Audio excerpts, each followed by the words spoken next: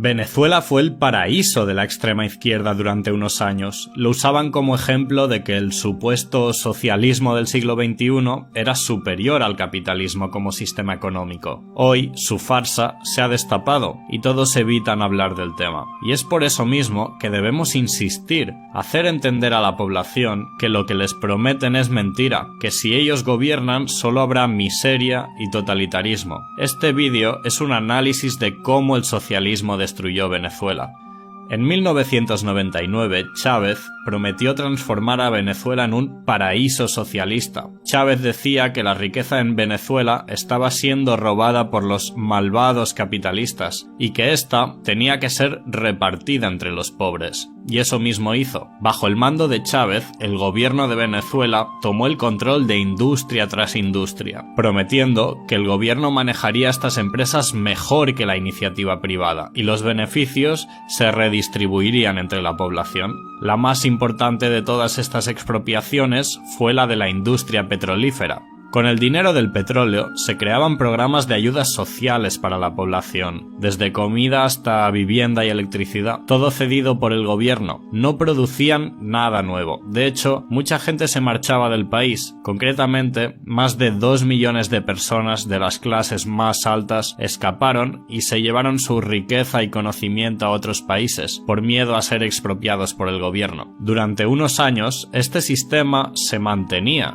y la extrema izquierda hablaba de su increíble reducción de la pobreza y ponía a Venezuela como ejemplo a seguir en todo el mundo. Pero pronto, la situación tomó un giro dramático, cumpliéndose así la famosa frase de Margaret Thatcher, que dice: "El socialismo fracasa cuando se les acaba el dinero de los demás".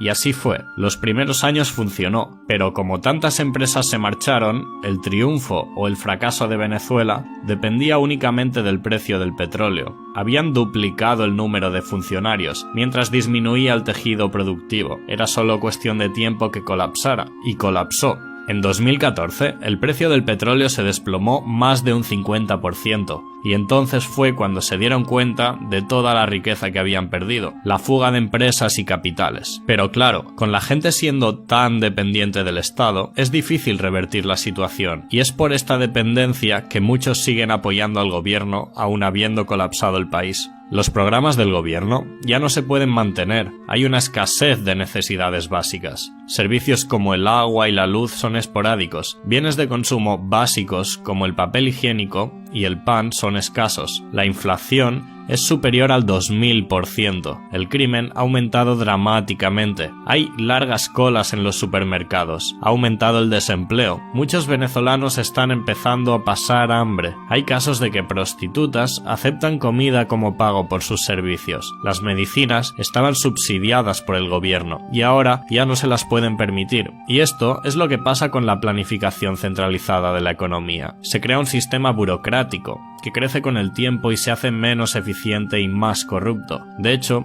un país con libre mercado puede soportar más o menos un sistema redistributivo. Este es el caso de España y casi todos los países del primer mundo. Aunque es un sistema muy ineficiente, no colapsa porque las empresas siguen generando riqueza y el Estado vive de esta riqueza. Pero si eliminas las empresas de la ecuación, es una receta para el caos. Los mismos que defendieron Venezuela hace años, ahora no admiten su error. Seguirán culpando a sus enemigos favoritos, el imperialismo de los Estados Unidos y la supuesta guerra económica interna de la burguesía que ha huido del país hace mucho, aunque ahora ya sabéis la verdad. Algunos izquierdistas también culpan a Maduro, dicen que con Chávez todo funcionaba, pero hay que recordar que fue Chávez el que durante más de 10 años sentó las bases de este colapso. Chávez estructuró la economía de una manera muy pobre. Tenían petróleo y lo vendían. Con ese dinero podían pagar la deuda. Otro error, el de la deuda, que desafortunadamente nosotros también estamos cometiendo.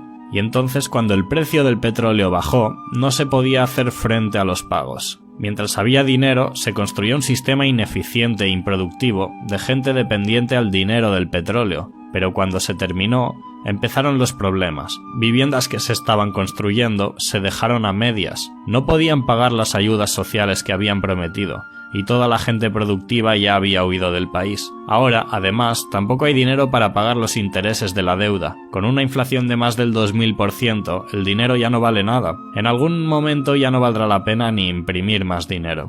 Venezuela ya ha caído. A no ser que el petróleo suba mañana mágicamente un 250%, la economía ya no se va a recuperar. Ahora es cuestión de tiempo. Y os hago estas preguntas. ¿Hasta qué punto es Maduro capaz de mantener la situación? ¿Creéis que va a haber una guerra civil? ¿Cuánto tardaría en recuperarse Venezuela si volviese al capitalismo? Dejad vuestros comentarios debajo del vídeo y no os olvidéis de suscribiros al canal para más vídeos como este.